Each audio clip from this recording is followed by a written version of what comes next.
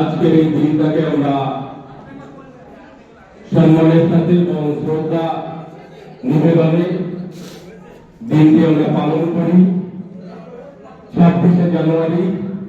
এটা আমাদের কাছে একটা অত্যন্ত আবেগতাড়িত একটা দিন,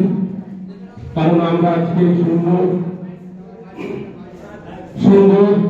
সাজানো গোছানো দেশটাকে আমরা যখন দেখতে পাচ্ছি,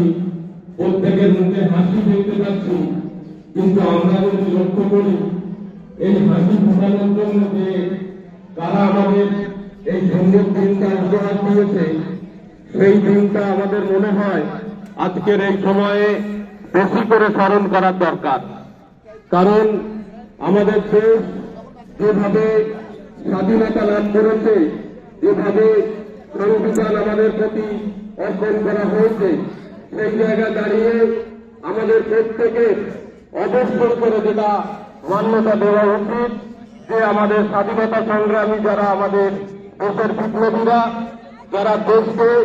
সুন্দরভাবে সাজিয়ে দিয়েছে, যাদের মধ্যে কখনো ছিল না ভেদাভেদ, যাদের মধ্যে ছিল না কোনো ধর্মীয় সুরসুরি, যাদের মধ্যে ছিল না কোন রকম মানুষে মানুষে